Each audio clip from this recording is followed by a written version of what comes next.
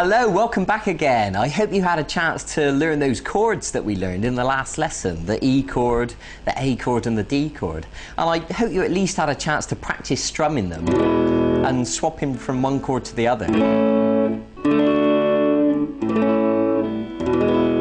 Now what I'm going to show you today is a way of strumming with the plectrum which will make your playing sound much more interesting. Because here's the thing, when people first learn guitar, usually they just strum downwards with the plectrum like this.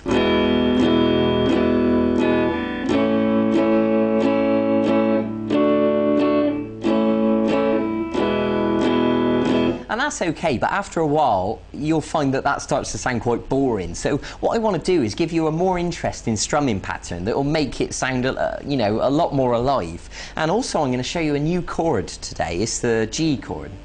So this strumming pattern is a downstroke, an upstroke, a chop, I'll explain that in a minute, and an upstroke. So when we put that together it sounds like this.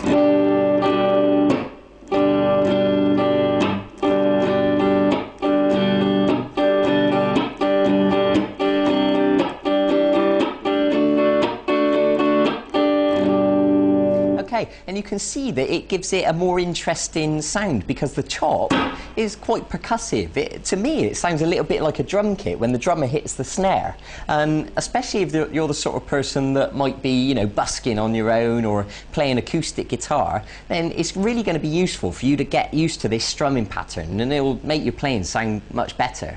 Okay, so let's begin. Now the first thing I want to show you is this new chord, the G chord. I think you'll find it straightforward. It's the middle finger on the 6th string at fret 3, the first finger on the 5th string at fret 2, and then these two fingers, the third finger goes on the 2nd string at fret 3, and the little finger goes right next to it on the 1st string at fret 3. So if you just want to look at that chord diagram next to me, just to clarify what those notes are, and you're going to use the plectrum to strum all the strings.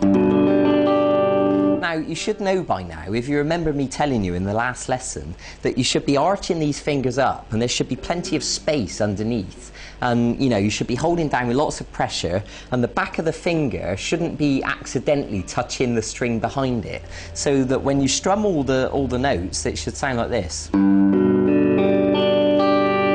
Nice and clean and clear.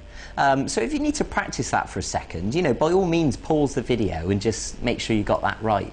So this strumming pattern, so we're going to strum downwards and then upwards, and then we're going to do this chop. Right, so let me explain that now. Now what the chop is we're going to use the palm of our hand to touch all the strings like this. And what happens is our hand comes, the palm touches all the strings, and then the plectrum follows through, but because we're touching the strings, all the notes are muted, like that. Now you shouldn't be able to hear any notes at all. If you can hear anything like that, then you need to make sure you're holding down on those strings with more pressure, and they should be totally dead. So that'll take a little bit of practice, and eventually you can bring your hand down and chop all in one motion like that. Okay, so just to clarify, I'll tell you again, make sure that the palm of your hand is laying across all those strings and effectively, killing the notes. Okay, so what happens is you're going to practice it until you can do it like that, nice and smooth, all in one motion. Okay, so that's the chop, that's how it works. So when we put that into the strumming pattern, we're going to go down, up, chop, and then up again. So it'll sound like this.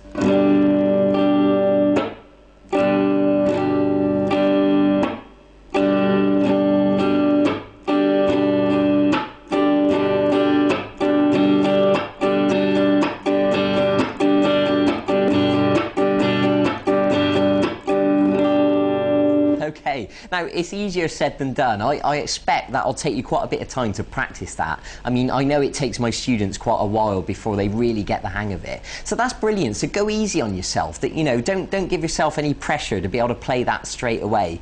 Be patient with yourself. Stop the video. In fact, watch the video several times if you need to. That's fine. Okay, so, and also once you've practiced that, you can apply it to the other chords that you know. You can do it on the E chord. the A and the D.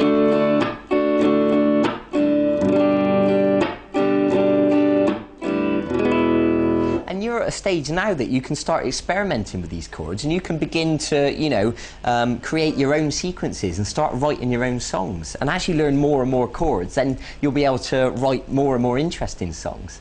Okay, so that's what I want you to do. I want you to practice the G chord, as well as practicing the 3 other chords that we learned before.